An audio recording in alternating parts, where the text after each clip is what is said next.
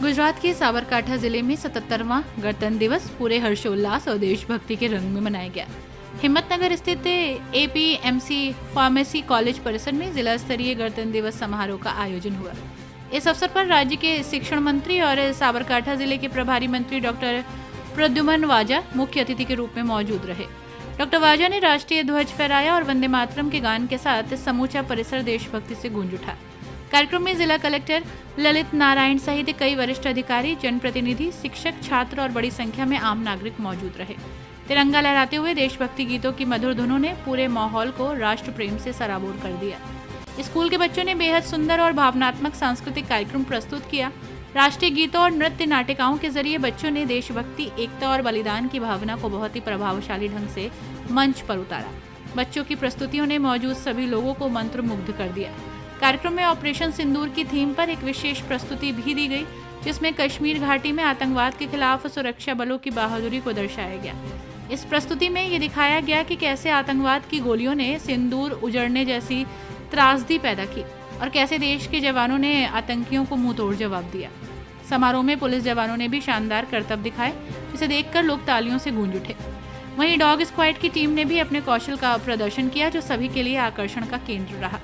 इस मौके पर प्रभारी मंत्री डॉक्टर प्रद्युमन वाजा और जिला कलेक्टर ललित नारायण द्वारा 25 लाख रुपए का चेक एक जनहित योजना के तहत अर्पित किया गया। इस पहल को जिले के विकास और लोक कल्याण के लिए एक अहम कदम बताया गया।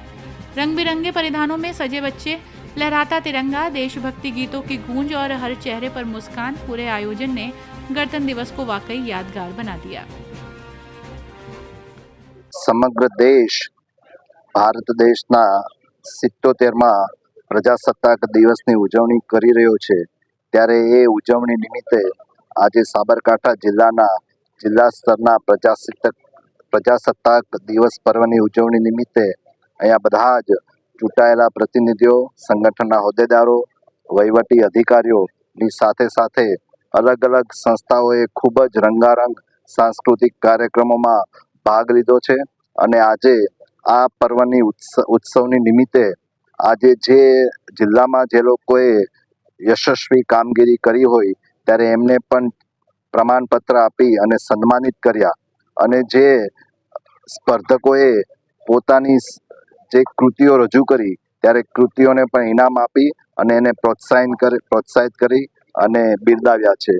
અને જ્યારે દેશના વડાપ્રધાન શ્રી નરેન્દ્રભાઈ મોદી સાહેબ વિકસિત ભારત એટ 2047ના સંકલ્પ સાથે આગળ વધી રહ્યા છે, ત્યારે ગુજરાત પણ વિકસિત ભારતના ગ્રોથ એન્જિન તરીકે એક આગવી પોતાની ભૂમિકા ભજવી રહ્યું છે। ત્યારે જે ગુજરાતના જે પણ અલગ અલગ ક્ષેત્રના જે પણ સિદ્ધિઓ હતી તેની પણ આજે વાત કરી અને સૌ જિલ્લાના પ્રજાજનોને આ 77મા પ્રજાસત્તાક પર્વની ખૂબ ખૂબ શુભેચ્છાઓ પાઠવું છું।